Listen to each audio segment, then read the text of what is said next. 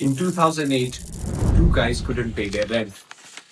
So they brought three air mattresses and put them on their living room floor and charged strangers $80 a night to sleep on it. And they made $240. Those two guys were Brian Chesky and Joe Gibeon. Brian Chesky, founder and CEO of the $100 billion company Airbnb, one of the most successful and most disruptive companies in the world. Airbnb and breakfast was just a way to keep paying rent before we came up with the big idea. We did not think Airbnb and breakfast would be a company where 4 million people a night would use. And that apartment where they kept those three air mattresses is where Airbnb was born. And this was the email that started it. Here's what I pitch my best friend and my new roommate, Brian Chesky. Brian thought of a way to make a few bucks, turning our place into designer's bed and breakfast, offering designers to come to town a place to crash, complete with wireless internet, a small desk space, sleepy mat, and breakfast each morning. Ha! Today, Airbnb is worth $85 billion. It generates $12 billion a year in revenue. And the company almost died, not once, not twice, but 3 times. And each time, by every logical measures, the company should have stayed dead. You lose 80% of your business in 8 weeks. And I knew there were questions. Is this the end of Airbnb? Will Airbnb exist? This is that story. This is not a look how inspiring entrepreneurship is kind of video. This is a case study on what survivalship actually looks like when you're building a real company. Because the story that everyone tells about Airbnb, two guys had a crazy idea and it worked. That left 3 moments where it almost didn't survive. And those 3 moments are more useful to you than the success part ever will be. Somebody once told me in the early days, don't worry about anyone stealing your idea. If it's any good, everyone will dismiss it. The year is 2008. Obama versus John McCain are running for president, and the US economy is collapsing. And Airbnb is completely failing. Brian Chesky and Joe Gibeon had launched the idea when there was a design conference in San Francisco and all the hotels were sold out. They got 3 bookings. They thought they were onto something. Then the conference ended and almost nobody used it. Investors said no, every single one of them. One of the famous venture capitalists who passed on the deal went on to say, I am paraphrasing, who would even sleep in strangers' house? No one in their right minds would invest in a service that allows strangers to sleep in people's homes. Why? Because we've all been taught as kids, strangers equal danger. By this point, Brian Chesky and Joe Gibeon had brought third founder, Nathan. The 3 of them were completely broke, maxed out credit cards, money owned, and 0 return. So they did something that honestly is kind of genius in a deranged way. That stopped the company from dying. They made cereal boxes. They designed 2 cereal boxes named Obama O's and Cap and McCain's, targeting the 2008 election, which was a collector item worth $40 each. They sold 800 boxes and made $30,000, which is not a lot of money for a company, but it is a lot of money for cereal boxes.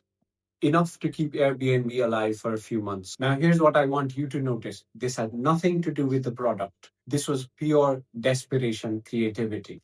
They needed money. They looked at what was happening around the world, found an angle, and took action on it. Paul Graham, the founder of Y Combinator, later said that the cereal box was everything he needed to hear to conclude what the founders were like.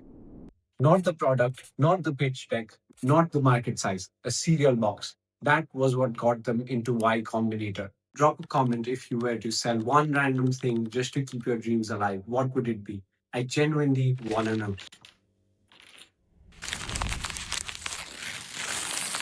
So they get into Y Combinator, they get seed funding, things start moving, but then they hit a wall. A what? A wall. Mm. It. Growing in some cities and completely dead in others. New York, their biggest market, is barely converting. People are listing spaces, bookings are not coming.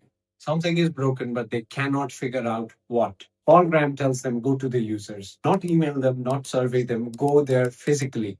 So Brian Chesky buys a plane ticket to New York. And when he gets there, he found something that is very terrifying. Bad photos, bad angles, blurry. You're looking at someone's bedroom and it looks like a crime scene. Nobody books a place that they cannot picture themselves in. So Chesky does something that every business school professor would have called completely unscalable. He rents a camera, he goes door to doors, clicks high quality pictures for the customers. The next week, New York's revenue doubles. And this is the lesson Paul Graham still uses in Y Combinator today. Go to the users personally. Do things that do not scale.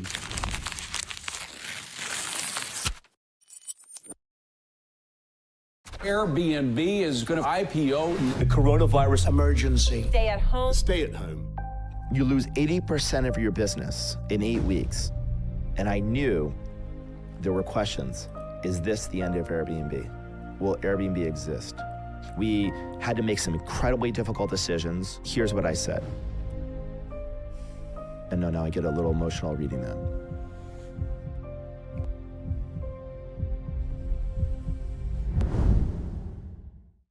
They were valued at $31 million. They had been planning their IPO for 2020, the year they were finally supposed to go public, the year everything was supposed to pay off. Instead, they had to lay off 25% of their workforce, about 1,900 people, in a single announcement. Brian Chesky personally called every employee that were being laid off. He sent an email to the whole company that was unusually honest. To those leaving, I am truly sorry. Please know this is not your fault. I had a deep feeling of love for all of them, and even the ones I hadn't met. The burden you have when you're a leader, and imagine breaking up with somebody. Now imagine breaking up with 2,500 people or 2,000 people. It's very difficult. Chesky wrote something that read like a human being who was genuinely devastated. And then they rebuilt it, cut costs everywhere, and raised $2 billion in emergency funding. They went back to the basics, not experiences, not flights, back to the basics, just homes. And when travel finally started coming in, slowly, cautiously, one trip at a time, people didn't want to fly to crowded cities and live in hotels. They wanted a cabin in a mountain, a house by the lake. Airbnb was exactly that. And in December 10, 2020, they went public and their stock doubled in a single day. Airbnb completed one of the most successful IPOs that year. Today, the company is worth around $85 billion. It is consistently profitable, something large companies cannot generally do. In 2025, it generated $12 billion in revenue and $4.6 billion in free cash flow. They went from almost being bankrupt to the most successful company in the world in less than 5 years. Here's what I want to know from you. Do you think Airbnb would have survived if COVID had lasted 2 more years? I genuinely want to know, and I'm going to reply to the interesting ones.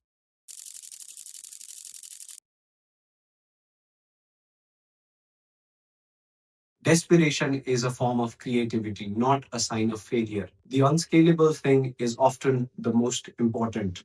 You cannot automate genuine care. There are some more lessons from the founders themselves. Don't focus on the mountaintop, focus on the first step. A lot of breakthrough ideas don't seem breakthrough at the time, they seem crazy. People tend to overestimate what they can do in a year and underestimate what they can do in 10 years. 10 years is a profoundly long period of time if you're disciplined and focused. And you can have a small idea, a small dream, and you can build something vast. This is what I think every startup story is actually about. Not the funding, not the idea, the stubbornness to keep trying. If this kind of case study interests you, the real mechanism behind how companies are built, survived, sometimes collapsed, this channel is going to be full of them. Next up, I'm going to be explaining about how AI companies get billions of dollars and whether any of it is even real. If you want to read more, I'll link Brian Chesky's actual email along with other resources that have been used in the video. See you in the next one. Because the story that everyone tells about Airbnb is, oh, look. Looking.